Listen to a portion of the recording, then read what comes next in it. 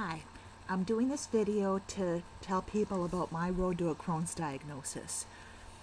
The more I explain it to people, the more I realize it is a long story. And just so I have all the details right in front of me, I thought I would do it in a video. And if it's helped somebody else, that's a nice little bonus too.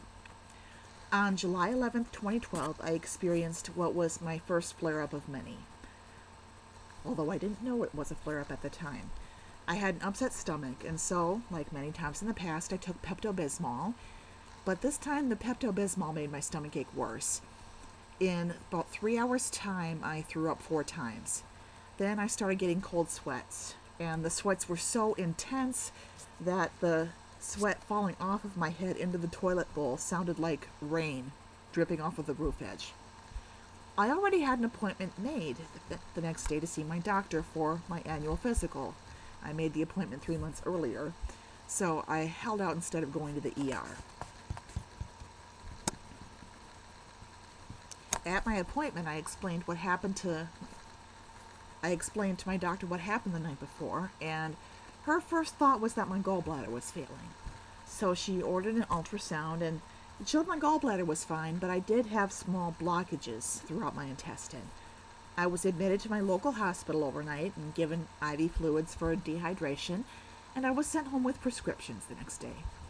When I had another episode like that about 7 months later, I took care of it on my own with a lot of sleep and basically living on water for a few days.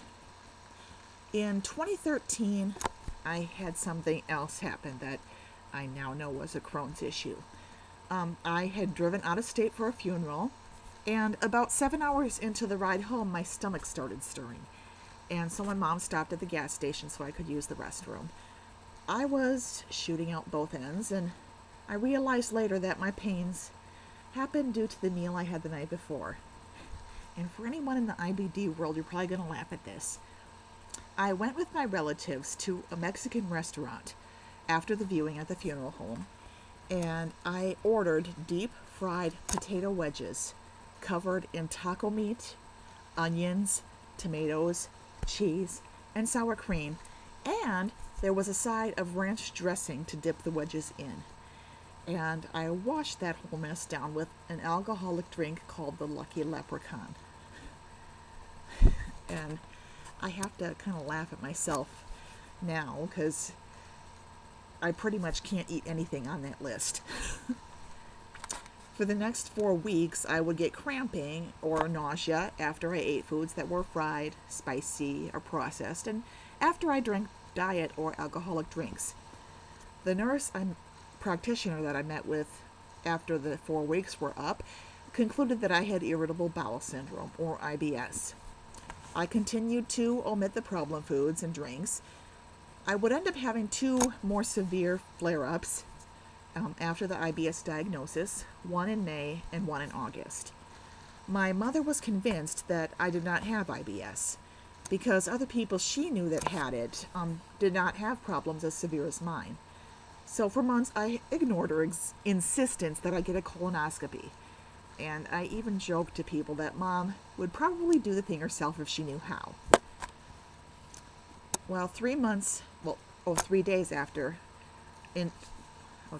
3 days into my August flare-up, I broke my foot after a simple fall, and that was probably the beginning of the whole change here. I recall advice my doctor gave me after my overnight stay at the hospital the previous summer about taking laxatives to help things along. So there's a convenience store about 3 miles from my house, and my husband had no problem with me driving there to see if they had any. When I arrived, I went to the area where they kept their trial-size health and beauty stuff, and I looked on their top shelf and crouched so I could see on their lower shelves. When I saw they had no laxatives, either place, I stood up and I immediately felt lightheaded, so I leaned over to rest my head. And the sounds around me seemed to fade, and things went dark. When I woke up, I was lying on the store's floor, and an attendant was taking my pulse. I looked down at my feet, and it looked like someone shoved a tennis ball inside my left foot. A specialist I saw 2 days later confirmed that I broke my foot in 12 spots when I fainted. Well, 4 days later, my mom and my husband sat in the waiting room while I had the outpatient surgery on my foot. The specialist inserted 4 pins in the balls of my feet and 1 screw in the arch of my foot. On our way home, my husband told me that one of the first things Mom brought up was whether or not I would look into getting a colonoscopy. I got sick of Mom bringing it up, so I scheduled it. I ate as little as possible in the next 7 weeks while I was wearing the padded splint because I was scared that I would get a flare-up while I was laid up. I got a bone density test a month after the foot surgery, and those results showed that I have osteoporosis in my spine and osteopenia in my limbs. And for me, that explained why such a simple fainting and falling on the floor could break my foot as bad as it did.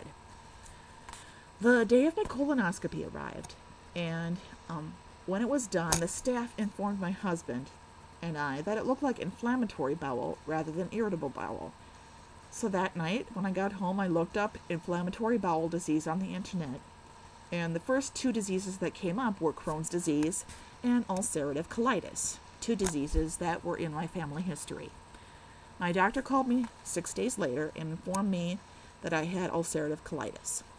I would also learn that people with IBD often have osteoporosis as another issue because of their inability to absorb nutrients and minerals. A percentage of people with IBD often have siblings with a form of IBD. My older brother was diagnosed with ulcerative colitis in 1995, so that made sense too. So for the next 7 months, I believed that I had ulcerative colitis rather than IBS. I did not have another severe flare until mid-April, and after that flare, my doctor put me on sulfasalazine. I had to discontinue it a few weeks later because my diarrhea got worse and not better. The diarrhea was actually so bad that I started bleeding from it.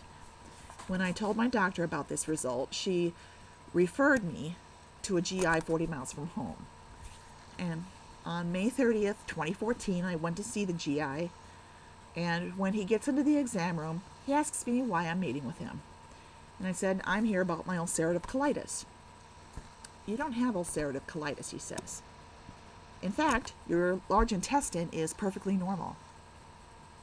Now, the doctor that told me I had it, I have had her as my physician for 15 years. And in my area where I live, she has a great reputation. It actually takes a long time to get an appointment with her. So it's like, how could she be wrong? And when I asked about that, he said that the area I live in is a rural area, so I needed to take that into consideration, and that my regular doctor was simply working with what resources she had. The GI did confirm that I do have IBS after all, but that if I had anything else, it was Crohn's disease, because the inflammation that the colonoscopy picked up on was towards the end of my small intestine. So he ordered a CT scan for my abdomen to be done 4 days later on June 3rd. Now on June 3rd, I had a ton of plans that day. I was going to go to Green Bay, get my CT scan done, go back to Gillette, where I live, and watch my son, my youngest son, graduate from kindergarten. Then I was going to drive home, pack a backpack, and make the 3.5-hour drive to the college that my oldest son will be attending in the fall. That was the plan anyway. When the CT was done that morning, I waited in the exam room, and I got a little irritated when nobody was coming with the results. My GI finally came in and informed me that I was going to have to change my plans. We're admitting you to the hospital, he said. The scan showed you do have Crohn's disease, but it's more serious than we realized. You have abscesses in your abdomen that we will need to treat with antibiotics. And if that doesn't work, we will look into surgery. Another time to be stunned. I just looked at him and said, but I don't feel anything. I feel fine. He said that that is common for Crohn's patients to not feel it when problems like that arise. So I called my husband at work, and my GI explained what was going on. And when that was taken care of, an attendant came to the exam room with a wheelchair and took me to my hospital room. I got antibiotics and other solution through an IV for the next 2 days. and a follow-up CT was done on June 5th. I learned that in the 2 days, the abscesses actually grew in size, so they had to drain them manually.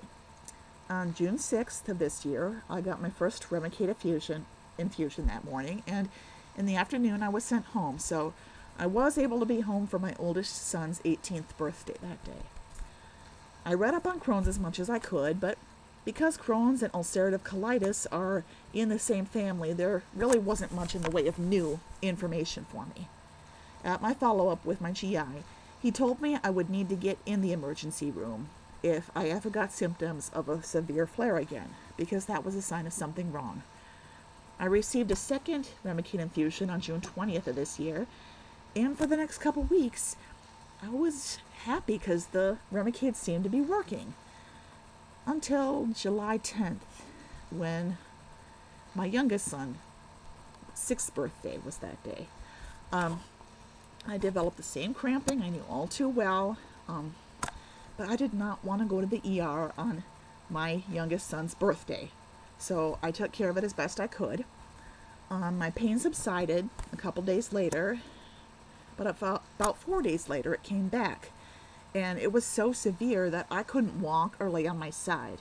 So the next morning my husband took me to the emergency room, and after 6.5 hours of waiting and testing, I was admitted to the hospital again. And I would find out that I was dealing with a combination of a bad Crohn's flare-up and a bladder infection. I did not need surgery at this second visit either, but the surgeon at the hospital did inform me that I probably will need to consider it at some point, because there's about 18 inches in my bowel that is diseased because of the Crohn's. He also said that they do not like to perform surgery on Crohn's patients unless it is absolutely necessary. So, 2 days after the admission, I was sent home with a prescription for antibiotics and the suggestion to have gluten-free foods while I was in the middle of a flare. I never really looked into the gluten-free diet in great detail because the prices of gluten-free food are sky high, and I was scared it was going to taste horrible. So I grudgingly stopped at a grocery store on my way home and bought some gluten-free food because I did want to be at home so bad. As much as I wanted to hate all the food, I didn't hate all of it. As a matter of fact, one of the bags of chips that I got, it actually tasted like Funyuns, and I had to hide it from my 6-year-old because he was mowing down on them when he thought no one was looking. I have not received my third Remicade infusion yet, and the doctors seem unsure about continuing me on Remicade since I ended up getting sick even after the 2 infusions. I am hoping that it is a while before I see a hospital room again. So, I've seen a lot of videos of others doing their journey to Crohn's, and I'm so new at it, and I'm hoping that maybe any other newbies that see this will appreciate what I shared, and if you have any comments, feel free to put them in the comment box below. Have a great day. Bye-bye.